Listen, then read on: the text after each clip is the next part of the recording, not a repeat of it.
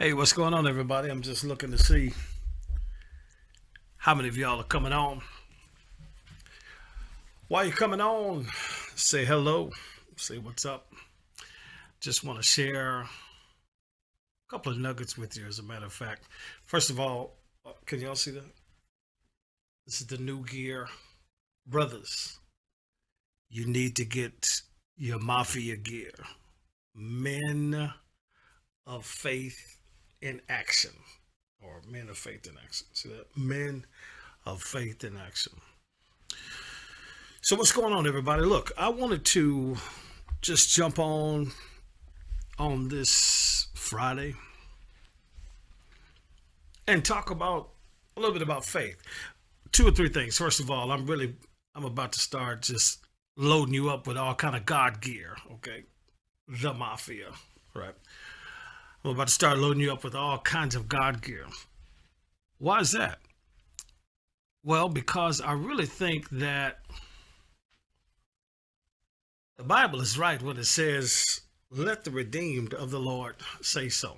And I think that really all of us who are of the household of faith, those of us who are believers, those of us who are, lovers of Christ, lovers of God, for real, not this, the big man upstairs or the man upstairs or the Most High and just everything but God, Yahweh, Elohim, Adonai, everything but, calling him everything but his name, right?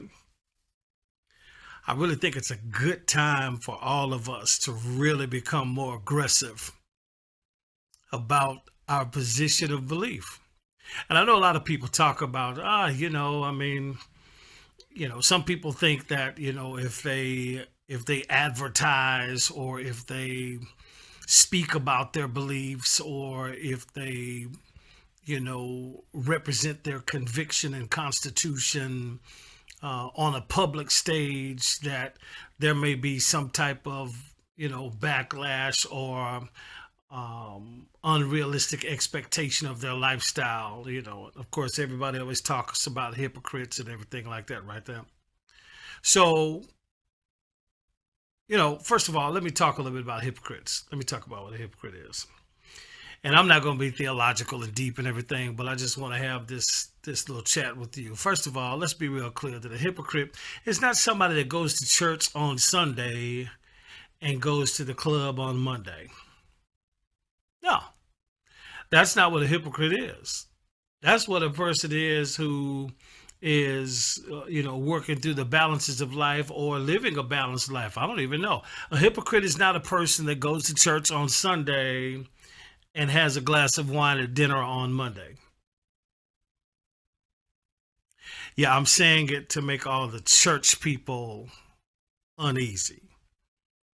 A hypocrite is not the person that comes right out of the club on Saturday night and comes and sings in the choir on Sunday morning. Oh, that's not a hypocrite. That's a person who's having an existential and eternal bridge in their lives, and they have not either grown into, or matured to the point, or just had enough of the world to where they only come to church like you do. Because you just come to church. That's all you do is you go to church. And that's good, fine and well. I'm not knocking that at all. But that's not what a hypocrite is. A hypocrite is not somebody who sings in the choir, who preaches or who teaches or who goes to church on a regular basis, and then you hear them, singing Luther Vandross. That's not a hypocrite. Can I tell you what a hypocrite is? The hypocrite is that joker that professes so loudly and so long and with such volume and just such aggressive energy about how they love and believe and trust and put all their faith in God, And then when hell hits them across the head, they crumble like a cookie. That's a hypocrite. A hypocrite is somebody that's in church all day, every day. The prayer line, since not even since the pandemic, but before the pandemic, the prayer lines, and we have all these types of gatherings, technological gatherings, and we have these people that are just flooding these gatherings and even talking about the whole church thing and everything. And man, they talk about how they love God and trust God and believe God and have faith and how all of these things, in front of all the other good saints, how strong they are. But Bishop Mike Tyson, the prophet, the deacon, the elder, the reverend, Mike Tyson said something years ago that exposes every hypocrite too. He said everybody has a plan. I can't really talk like him. Everybody has a plan until they get hit in the mouth. Yeah. See, a hypocrite is not the individual that makes you uncomfortable based upon seeing their external activities beyond the worship place. No. The real hypocrite is the joker that says loudly out of their mouth what they think in their head, but they don't really have in their heart. Yeah. Yeah. See, you have to believe God as much in the valley as you believe him on the mountaintop. And the altitude of your life should not change the attitude of your life if your belief system is really what you say it is. Yeah. But anyway, I don't even know how I went down that pathway because I wanted to talk about faith. Brothers, look, this is a dope shirt. Let me see if you can see. Oh, let me see if you can see the back.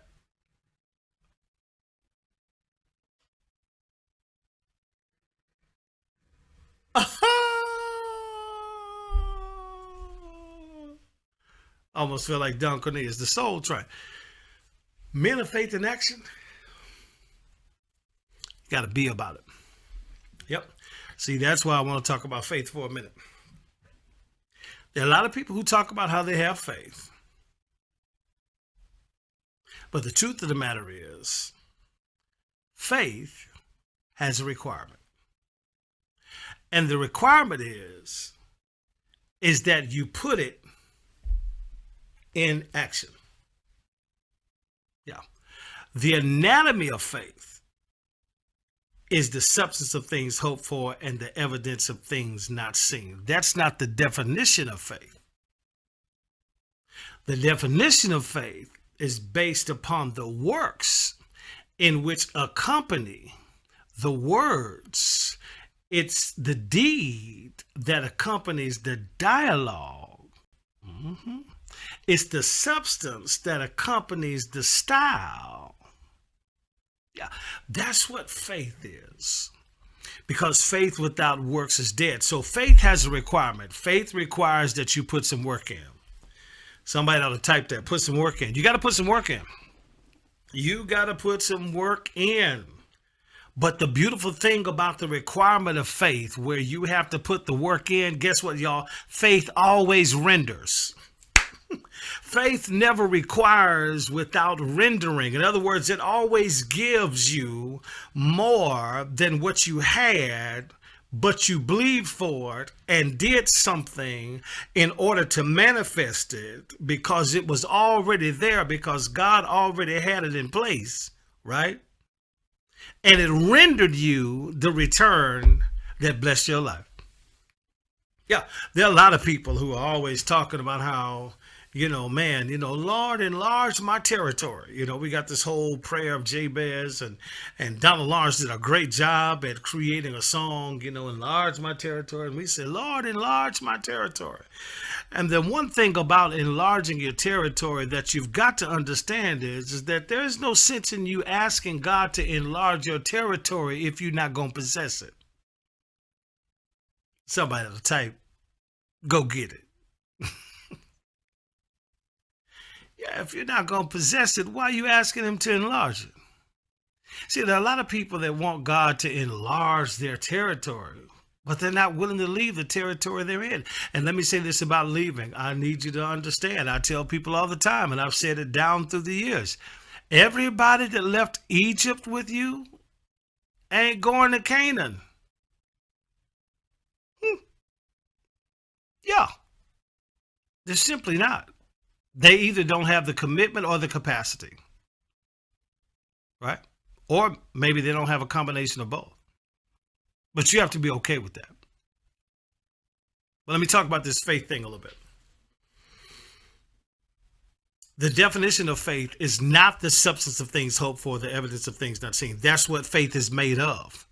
What faith is defined by is by the action that we put toward what we say we believe. Now, the requirement of faith requires us to have an action, requires us to put some work in, requires us to do some things, because faith without works is dead. So it requires action, right? But it always renders. There's never been a time that I've stepped out on faith in the will of God and actually put my commitment and capacity to work that faith did not render mind-blowing return. Can I tell you what's cool about that requirement of faith? What's cool about the requirement of faith is that it always renders. And guess what? It's always for your receipt. It's always for you to receive. Now watch this. It may not always be for you, but it's always for you to receive.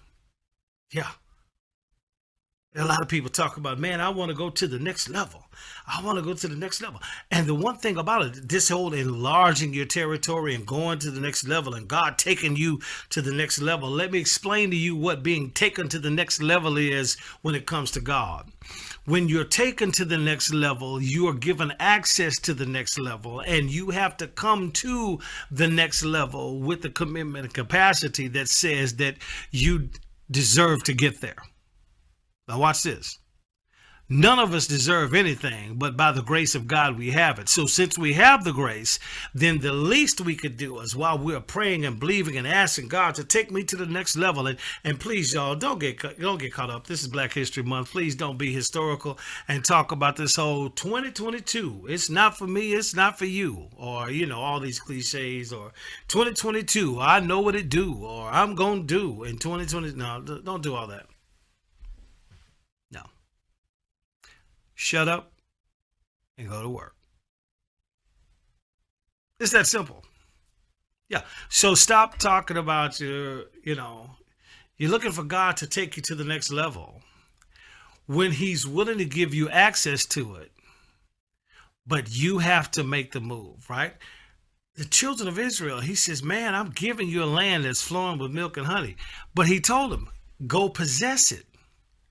So I don't care about the Girgashites, the Hivites, the Hittites, the Jebusites, the Perizzites, the Amorites, or any other ites. Don't tell me who's in the land. If I gave it to you, go possess it. So this thing about faith, let me tell you, it works if you work it. So I want to encourage you today on this Friday, this faith-filled Friday. This is just one of my random pop-ups, one of my RTMpowerment devotions on this faith-filled Friday. Snowed in across most of the country, iced in. Ice is out there. Look, it's just crazy. Ain't nobody going nowhere. On this faith-filled Friday, make a commitment to develop the capacity to be able to move to that next level. Understand the difference between what man says a hypocrite is and what the word really suggests that a hypocrite is, because it actually comes from a Greek term that talks about acting. You're acting. You're faking the funk. You're perpetrating a fraud. Right? A person that goes to church on Sunday and goes to the club on Saturday, they're not faking. They're seen. Right? A person that goes to church on Sunday or Monday or Tuesday or Wednesday and fires up a cigar or drinks a glass of wine, they're not faking. They're seen. But it's the person that doesn't do any of man's top 10 sins, but has a loud confession and a loud profession of a faith that they don't even believe, of a faith that they can't even lean on, of a faith that has not been developed. That's a hypocrite. Yeah, that's a hypocrite. So be a person that says, my faith has a requirement. My actions are going to cause faith to render a return for me that's specific for me to receive, to not only bless my life, but bless the life of those who are around. All right, everybody, let me see you. I'm looking to see where you might be. Hey, it's Black History Month. Everybody celebrate not only our history, but our heritage. So this year, this day, this week, this month, this quarter, this year, make a commitment, and especially during Black History Month, right? Why don't you be somebody to make history? I'm going to do my best to. Peace.